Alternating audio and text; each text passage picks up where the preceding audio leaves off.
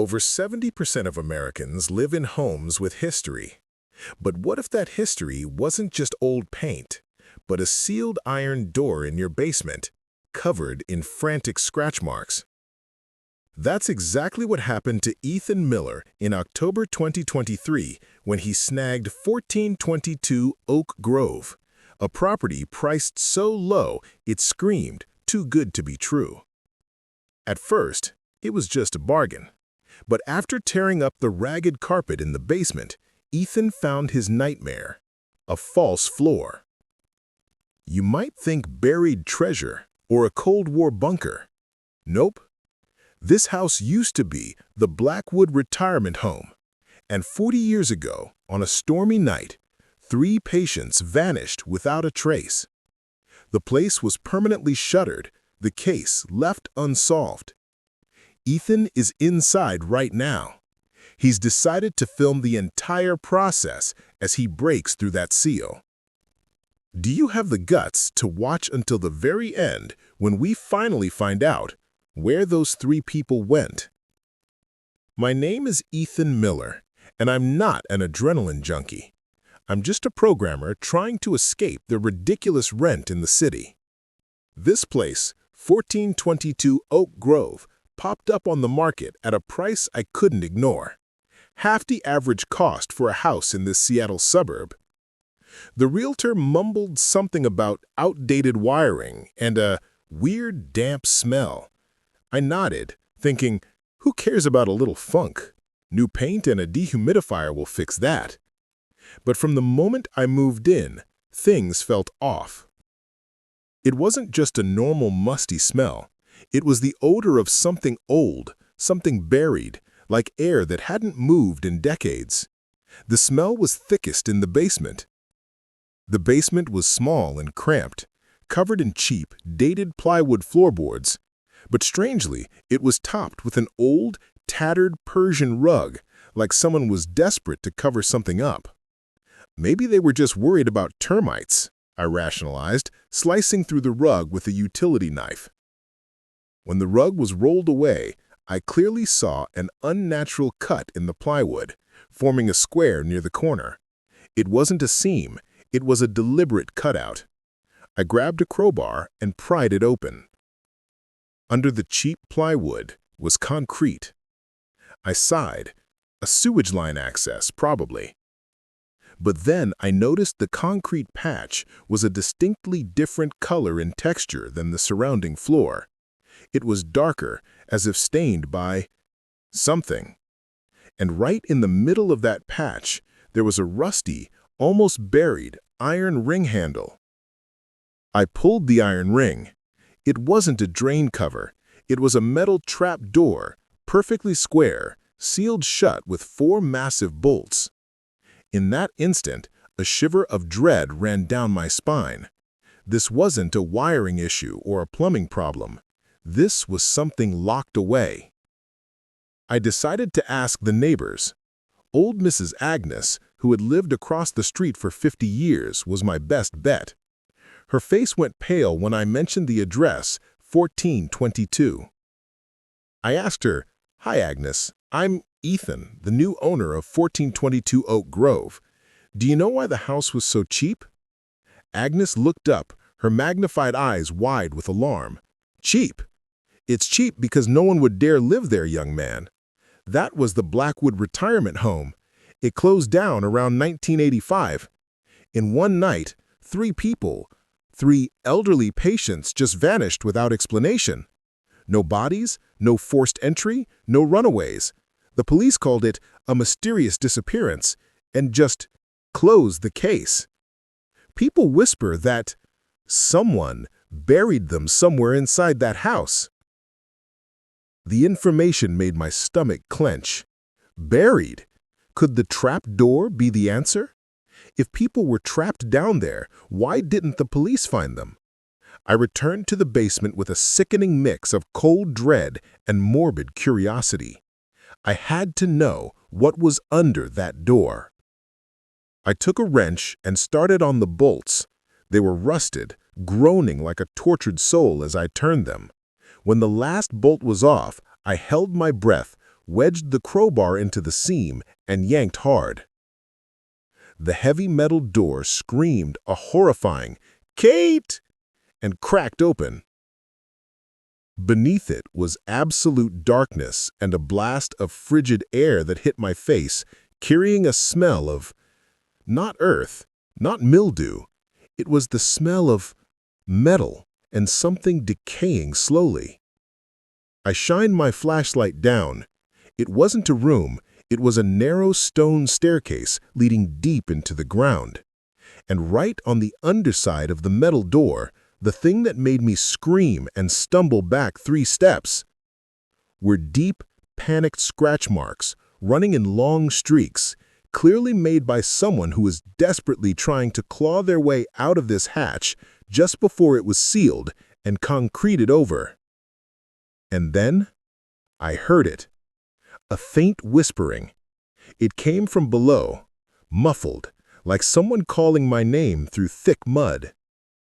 Ethan. Ethan. I snapped off the flashlight. I stood in total darkness, my heart pounding against my ribs. Was that real? Or did I imagine it? I thought. I flicked the light back on, shining it down the gaping maw of the stairwell. Nothing. Silence. But the stench and those scratches were real. And the most terrifying truth was the door was locked from the outside. Whoever they were, they couldn't get out. They were buried alive. I stood there paralyzed. Should I seal it shut, pour concrete over it again and forget everything? Or should I go down and find out the truth about the 3 missing patients of 1985? The Ethan whisper stopped. It was the ensuing silence, whether caused by wind or something worse, that was most terrifying. It felt like an invitation. I realized if I closed this door, I would live with the haunting question for the rest of my life. What happened to the 3 Blackwood patients? My hands shaking, I turned on my phone's flashlight. The stronger beam pierced the gloom. The stone staircase went down about 10 steps. Below was a small, damp room with no windows. It didn't look like a normal cellar. It felt like a sanatorium cell or a secure isolation chamber. I stepped down, my shoes crunching on grit. The cold down here was unnatural, forcing me to clutch my hoodie tighter. The decaying smell was now overwhelming. The room held only 3 things. An old, almost rotting wooden chair. A large, dark stain on the floor, right below the chair. I didn't want to think it was blood.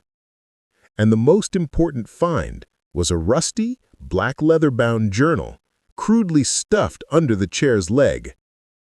I picked up the journal. It was the diary of a retirement home administrator. The cover was blank, but the handwriting inside was shaky, frantic, and verging on insane. September 15th, 1985. Dr. N is worried about the budget cuts. He says we need to find a way to minimize costs, especially patients who have no recovery potential. He mentioned Mrs. Eleanor, the one who constantly screams for her dead son. Her crying is upsetting the others. September 21st, 1985. Installed the metal door in room number 4. This room. Dr. N called it the new isolation room. He had a strange grin. I felt sick, but I need the money. September 28th, 1985. Heavy storm last night. A dirty job. Mrs. Eleanor isn't screaming anymore. I heard scratching beneath the floorboards all night. My conscience. I can't sleep. I know this is wrong, but he said it's only 3 people, and it will keep the home running. Now, I understood. The 3 patients didn't vanish.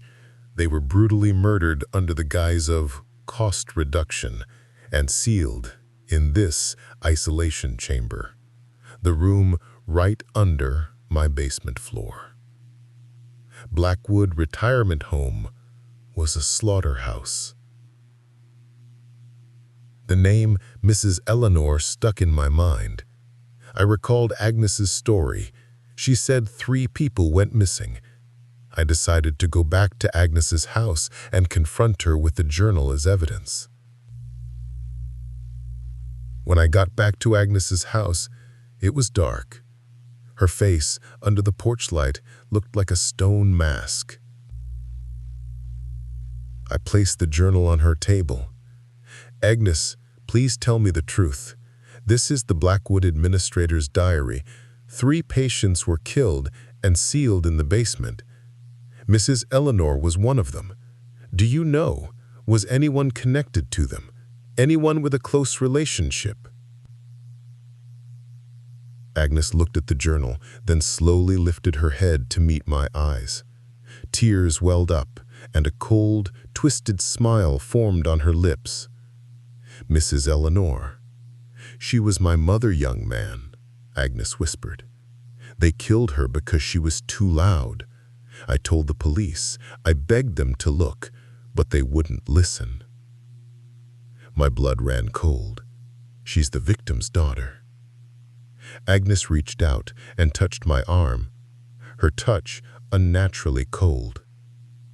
I've been waiting for someone to buy that house, someone curious enough to open the hatch, someone unfamiliar with the neighborhood, someone like you, Ethan." My empathy suddenly turned into profound terror. Agnes's voice was too calm. She'd lived across the street for 40 years. She knew exactly what happened, and she knew my name was Ethan. I backed away. "What are you talking about, Agnes?" She stood up, and I noticed the difference immediately. She was frail, yet possessed an unnatural strength and a terrifying clarity in her eyes. 40 years ago, young man," Agnes said, stepping slowly toward me. "When those 3 were sealed below, they screamed, they begged, they called out the names of their loved ones in desperation. My mother, Eleanor, called for her dead son. Mr. Harris called for his wife, and patient number 3 called for no one." She paused, her twisted smile growing wider, more chilling. "I heard everything. I swore to my mother's soul that whoever did this and whoever lived above that grave would never know peace. I worked at Blackwood. I was a nurse. I helped them close the doors, and I know a little bit about the herbs that cause people to become obsessed, haunted, and unable to leave a place." I felt dizzy. That smell in the basement, the smell of metal and slow decay, "What is it?" I stammered. Agnes leaned in and whispered, "It's not decay, young man. It's the smell of obsession. For 40 years, I've been scattering herbal essence around that house, and old folk remedy I learned from my mother. It binds the person to a specific location. It makes them believe they must complete a task there." She stepped back, pointing toward my house at 1422. "I've seen many people buy that house, Ethan, but none were curious enough to tear up the rug and open the door. They were always deterred by something, a feeling of dread. But you opened it." My head was spinning. I looked back at the black journal on the table. There was a detail I'd missed, a line written in a different, more desperate ink, seemingly by a victim. I squinted. "If I die here, my soul will never leave. I will wait for a person to open the door, to tell my story. I will make them stay. I will show them what we saw. I turned back to Agnes, taking a ragged breath. "Who are you then? The victim's daughter? Or the administrator?" Agnes didn't answer. She only smiled and said, "Patient number 3, the one who called for no one." She was a woman with severe schizophrenia. She believed she could possess others. Dr. N wanted to experiment.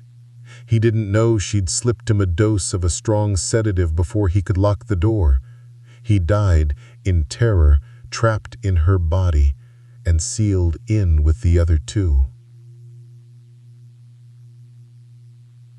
Agnes held up her frail hand. On her knuckles, faintly visible beneath the skin, was a faded tattoo. It was the mark mentioned in the old Blackwood files, the identifying mark of patient number 3. Agnes, or rather, patient number 3, inhabiting Agnes's body for 40 years, had been living across the street, waiting for a new host. "You opened the door, Ethan," Agnes's voice boomed, now low and gravelly, like an old man's. "Now the souls of my mother, Mr. Harris, and this woman, they are down there, and they know you've seen them. You cannot leave 1422. You will stay here until you find a way to set us free, or until someone else comes to open the door." I ran out of Agnes's house, sprinting toward my truck. I had to seal the hatch. I had to get out of this neighborhood. But when I reached my truck, the tires were flat, the neighbors' doors were shut, and from 1422, I heard the whispering again, clearer this time, as if they were right behind my front door. "Ethan, don't be afraid. We'll be here forever." I looked up at the second-floor window of the house. A dark silhouette flickered past. It was Mrs. Eleanor, and beside her was my own shadow, standing there, looking down at me with a terrifying grin. I was trapped. I was patient number 4.